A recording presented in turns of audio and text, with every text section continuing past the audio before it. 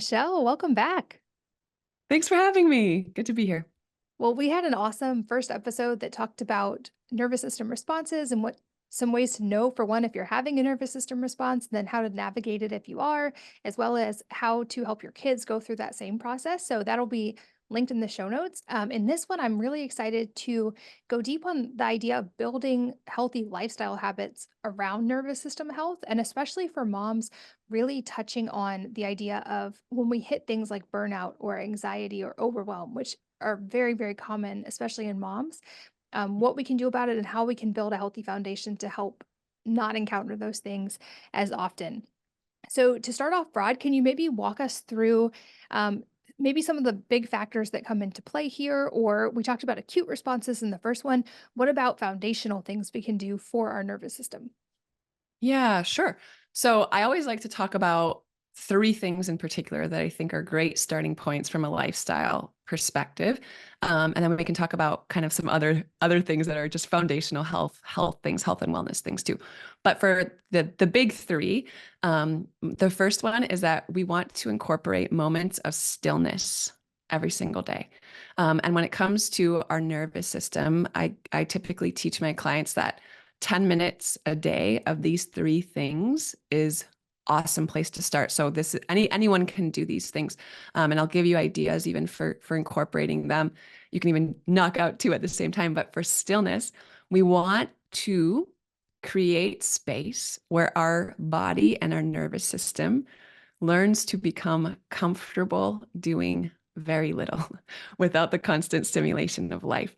And for maybe many of you listening who are probably like me, the thought of doing nothing or trying to do nothing is very, very, or was very, very uncomfortable. We are so good at being busy or always doing things. There's always certainly things to do, right? So sometimes it's hard to sit down when we're looking at a house that needs to be cleaned and so many different things that need to be done, and the kids are everywhere. But man, learning how to have moments of stillness. So, what does that look like? That just looks like carving out 10 minutes where you're not being stimulated by information or noise or requests or all of these things. So, it might just be a walk around the block without your phone, not listening to an audiobook or a podcast. It might be 10 minutes of prayer or meditation. It might be just laying in your bed for 10 minutes without listening to anything, right? Maybe just playing calm, soothing music, but not taking in any sort of information or sounds that feel overstimulating to you. And the reason why this is so important is that if our body does not feel safe in stillness, as a coping mechanism, we will continue to stay busy and distracted and stimulated and going all of the time. And that contributes to a dysregulated, overstimulated, eventually probably burned out nervous system. So when we are in moments of stillness, we're actually creating and growing our resilience, which means that our body feels more comfortable there. And if our body feels more comfortable there, it is easier to access and ground in that energy, right? So we can be somewhere like the grocery store and our kids can be right having meltdowns and doing all of these things, but because over time we're growing that muscle of stillness and being grounded and resiliency, it's easier to get to that place no matter the chaos that's going on around us. So if that's something that maybe you've tried before and you're like, yeah, I've tried to meditate, but it's like I have so many thoughts going and it's so uncomfortable and it's so difficult, I would just encourage you to start small. Man, I started with like 30 seconds. Like, can I sit for 30 seconds and just be, right? And then I was realizing as I was, increasing that time, all of the stories also that I had around what it means to be productive and all the stories I had around how rest was lazy or whatever, all of these stories that might come up for you, growing in your awareness of what's coming up, I think can be really powerful around stillness. So that's the first one.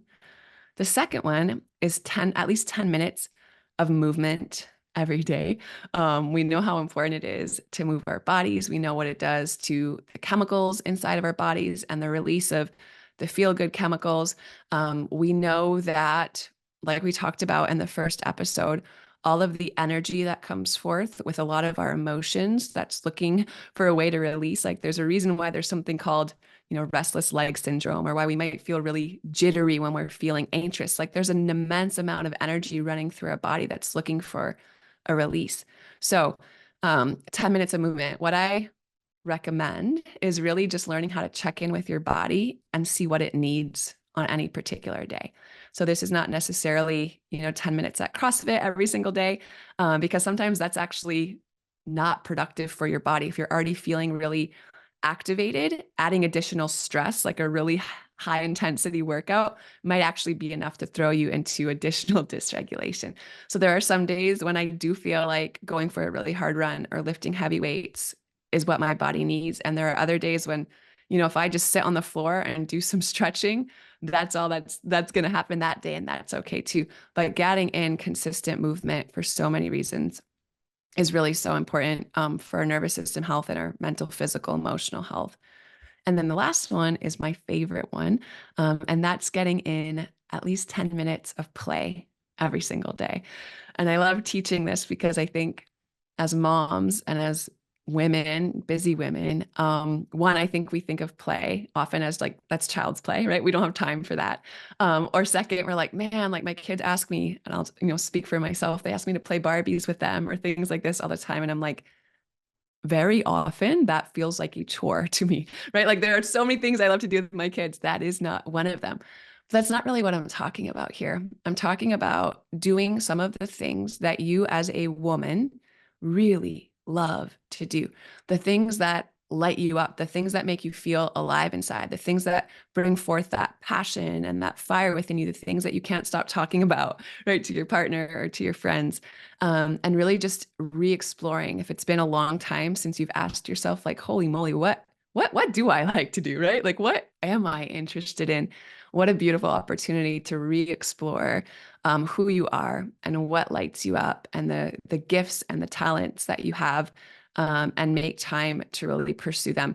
And it doesn't have to be this big, elaborate thing, but if you get a whole ton of joy with having a kitchen dance party, then men do that a couple times a day. And it is, I think we underestimate the power that that has in bringing regulation and safety to our nervous system that we then will see transcend really every other area of our life. So those are three of the great places to start. I love that, and I love that 10 minutes seems doable. It's not like you must do this for an hour a day. This seems like a very manageable chunk, and I also love that you talked about play because you're right. I think we've lost this often as adults, and we categorize it as like Legos or something our kids would consider play. But it's that concept of things that we would find as enjoyable as they find Legos or whatever the thing is. I also think of all the quotes from, I feel like every philosopher ever has had some quote along the lines of all of our problems stem from our inability to sit quietly alone in a room. And so just that stillness, I discovered that accidentally when I was in like the thick of resolving a lot of my issues. And just, I would have moments where I was like, I need to just go sit in my bed with no one talking to me for 10 minutes. And I would tell my kids, like, I just need 10 minutes and then I'm going to be present and able to answer all your questions. And it was so helpful, Yeah. even just that small amount of time. I know another thing you talk about from following you on Instagram that I think is really important to highlight. We talked about the nervous system responses in our first episode, but you explain how our nervous systems don't speak a verbal language. So we're not going to be able to like logic them into being regulated. But I would love for you to expound on this and talk about the language our nervous system does speak and how we can speak its language to better signal safety to our bodies. Yeah. So there's a couple things there that I think are important for us to understand because then we can act from a place of awareness around them. So the first one is that within our body, 80% of the nerves in our nervous system are what we call afferent nerves, which means that they run from the bottom up. So all the signaling and all of the messaging that they're bringing, 80% of that messaging going on within our body is coming from our body up to our brain.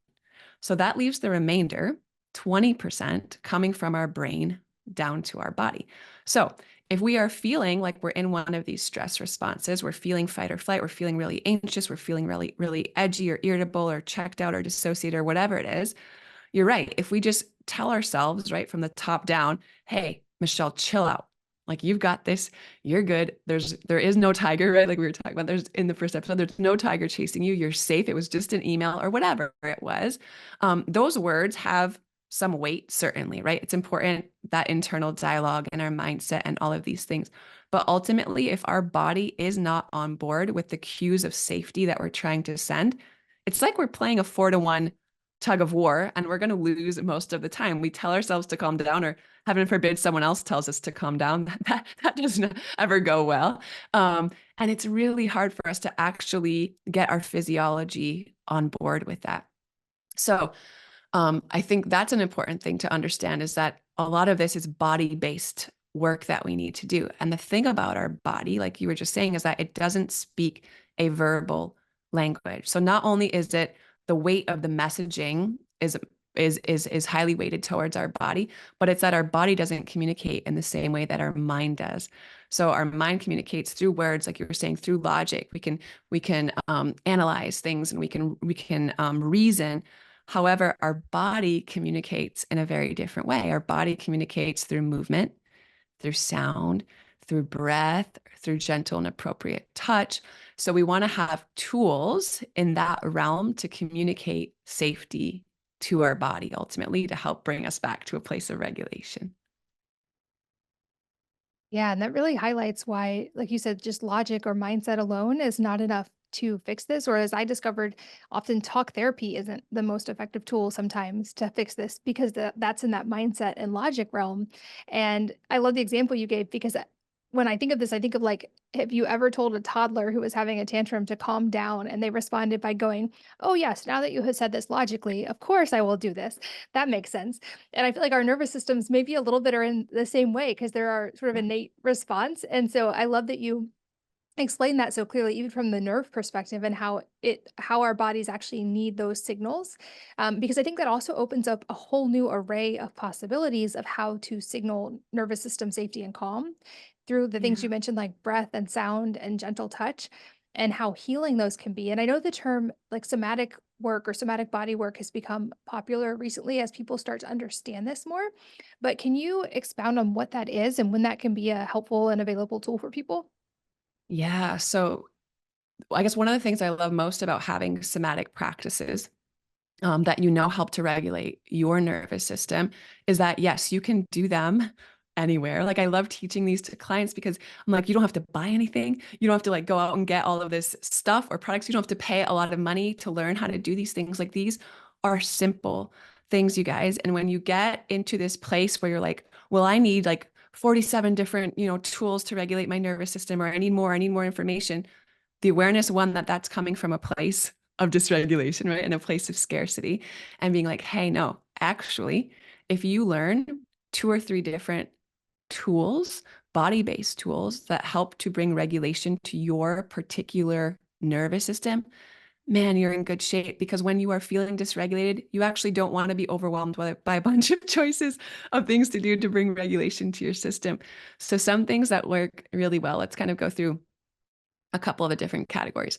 So gentle and appropriate touch, what might that look like? There's something called havening, where you would literally just cross your hands in front of you, put them on your shoulder, and literally just gently kind of squeezing down your biceps and triceps to your elbows, maybe across your forearms, and just really bringing your awareness, right, to like the safety that's coming to your body as you're doing that. That's a gentle and appropriate touch that can be really regulating for a lot of people. Gentle swaying, even just standing. You ever find when you're standing like in the grocery store checkout aisle or something, especially after having babies, you just kind of like swaying side to side. It's why babies love to be rocked, to be soothed. There's just something about a rocking motion and a swaying motion that's really regulating to our nervous system. When it comes to breath, I mean, if you just think about it, again, from like a very, and from a space of evolution, if we need to literally run or fight in fight or flight, what does our breath look like? Well, it looks kind of shallow and jagged and quick. When we take control of our breath and elongate it, that signals to our body, hey, there's nothing that we need to run from or fight here. We are safe. So it's a signal of safety. So you mentioned box breathing. That's a great breathing technique, where essentially, if you would imagine the 4 sides of a box, you're breathing in, holding your breath, breathing out, holding your breath along those 4 lines of the box in an equal amount. So maybe you're breathing in for 4 counts or 7 counts or 8 counts or whatever it is, and equally along all 4 sides. One of my favorite breaths is called a physiological breath. And this is a really quick really powerful breath. Like I find for most people I work with, when they do this breath, even just 2 or 3 times, it can shift the state of their nervous system so quickly. And the way that breath goes is you breathe in through your nose as deeply as you feel like you can until your lungs feel really, really full. And when you're at the top of that breath, it's one more really quick inhale through your nose. So you get to the top of that breath and then one more quick inhale like that. And then a really slow, long, deep exhale through your mouth. And just doing that a couple times, 3 times, you'll notice a shift in the state of your nervous system. So that's movement, that's breath. Sound can be really, we all know how sound can be triggering and overstimulating, right? When you have the TV going and the songs going and the kids asking a million questions or needing things, you're saying mom over and over again. Just like that can bring dysregulation to our system. Very calming and soothing sounds can bring regulation. So, playing, a lot of people love like falling asleep to white noise or brown noise, soothing music like you would hear in a spa, or just surrounding yourself with sounds that feel really soothing. Just being in nature can be really regulating to your nervous system. And then movement. Movement, we talked about swaying a little bit, but really just moving your body, and dancing is one of the best somatic practices, the most powerful somatic practices. Not necessarily like the foxtrot or ballet, but really just trusting your body to move in a way that it needs to express whatever, release whatever it is that it's holding on to and feeling in the moment. But those are a few ideas, but there's so many. You can probably even just Google a list. I have a list of regulation resources that we offer. But the goal is to just try different things out and then notice how your nervous system seems to respond. Because if it seems to help you come to a place of regulation and you notice a shift, great. Like tuck that one away. You can use it again. Your nervous system will not get used to it where it becomes like desensitized and you're like, man, this doesn't work anymore. Actually, the opposite will happen. Your body will actually regulate more efficiently the more frequently you use it. And then if you try something and you're like, yeah, I didn't really notice anything happen there, like that's okay too. Our bodies are all different. That's just information. To a certain extent, these are bio individual. So then you just try something else the next time until you've really kind of got 2 or 3 or 4 things in your back pocket that are really helpful for you when you feel like you need to come back to a place of regulation. I love those because, as you said, a lot of them are entirely free and you can do at home in not very much time, especially that physiological breath. Also, as you were saying those, I was thinking it's so funny that we have to be kind of taught how to do these for ourselves. But as a mom, as you were explaining each one, I'm like, we innately do that with our babies. When they're upset or they are crying, we sway and we make gentle shushing sounds, we move, we hold them, they regulate with our nervous system. So, like, our bodies know this instinctively Yes. because we do it for our babies. But I love that you gave ways for us to do it as adults. And I find so often it just keeps going back to in the health world of like, if we can just get back to the habits we had as a kid before we broke them, that so much would be easier. I also want to speak to the moms because I've been there too, who are maybe in that state of feeling very overwhelmed or very burned out or very anxious. That place where you talked about it feels almost impossible to just switch the laundry. And Mhm. I mean, all these things I know are going to be helpful to avoid getting to that spot. But if a mom finds herself there, what are some of Mhm. the things she can do to start to emerge from overwhelm or burnout? Yeah, so that's great because I think so many of us can find ourselves in these spaces. Um, the first thing I would say, two things before we kind of get into like some more practical stuff, but the first thing is that approaching all of this from a place of self-compassion is so powerful.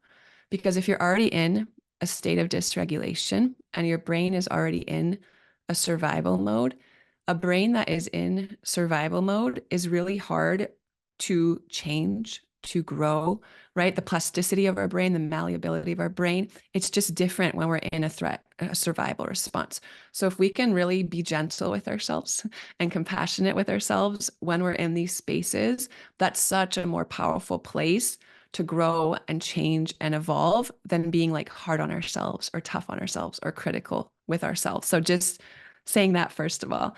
And then I think, the second thing in this place is that, at least for me and myself and my husband and my children, when I have shifted from a place of judgment to a place of curiosity about everything that I do and everything that they do, wow, was that a game changer? Getting curious about, why I lost my cool, why I snapped instead of getting critical of myself, like getting curious about why my husband felt frustrated about something or whatever it is that was going on that might have started a fight otherwise, or getting curious about why my kids seem to have an attitude or, be extra whiny or whatever it is, instead of being judgmental about it. It kind of links to that self-compassion, but man, that's a place that will foster an environment where you can kind of grow and shift out of these places of dysregulation, however they're showing up. So I think the first thing, if you notice that you're in one of these places, is that now after listening, you're probably going to have a greater awareness and understanding of where you're at. So just noticing is is really the biggest piece of it. I think a lot of us have just been blind, right, to how we've been operating and we're just go, go, go. So having that awareness of like, wow, I think I'm in, a fight or flight response, or it feels like maybe I'm in a freeze response, and that's what's going on here, because awareness will always precede choice. We cannot do anything. We can't intervene in a world that we can't see. So we've got to become aware of these things. So just having that is great. The other thing is that in a stress response, like ultimately our body is communicating with us. So just noticing, like, wow, I actually feel anxious today is a signal to our body, like, I hear what you're communicating to me. And just that acknowledgement can actually be regulating in and of itself. And then I think part of it is, one, you have that awareness, you kind of map out your nervous system and realize where you're at. And then having tools gently in the moment to kind of help yourself to shift to a state you want to be in. So if you're feeling really anxious and anxiety is something that has really, plagued you for a long time, like it has a lot of us, man, what are some practices that I can start to incorporate? Big picture. Maybe it is movement. Maybe it is stillness. Maybe it is more play that can help me with that. And then on those mornings where I wake up, or those moments where that anxiety just feels so incredibly debilitating, like what might it feel like to actually just feel that emotion for a moment, feel that sensation in my body instead of continuing to avoid it or suppress it or whatever it is. Like, can I sit? And it doesn't have to be this long, painful thing, but maybe I set a timer for 1 minute. Can I sit for 1 minute and notice where that anxiety lives in my body? Is it in my chest? Is it in my stomach? Is it in my head? What kind of things does it feel like it might need to be able to kind of release and dissipate? Is it frenetic anxiety that just wants to like move and scream and run and shout? Or is it this kind of anxiety that is really seeking calmness and stillness? And I just need to sit here for a moment and catch my breath. And as we start to get into these practices of feeling and noticing what's going on, that can be really helpful.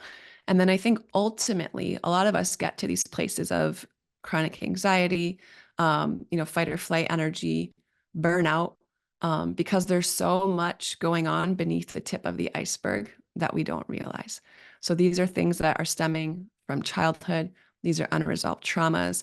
These are coping mechanisms that we've picked up along the way that we don't realize are coping mechanisms. We just think they're part of our personality. So really getting to a place where you allow yourself to be emotionally uncomfortable, and maybe get a therapist or a coach or someone that can really help you safely dig into some of this stuff and process some of this stuff and heal some of this stuff, because holding on to a lot of that is very stressful for your body and for your nervous system, which will then cause dysregulation. So learning how to process and release will really create more space. And our nervous systems love space. They love margin. They thrive in that.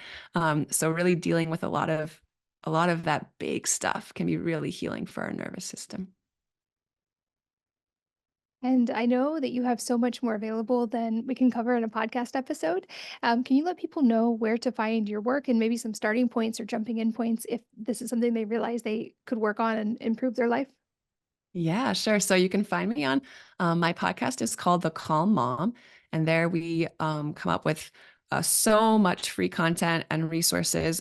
Twice a week, we release episodes that have really practical takeaways. They're short, they're bite-sized things you can start to implement if this is something that you think would be helpful for you. And then on my Instagram at michellegrosser.coach, I give some resources there.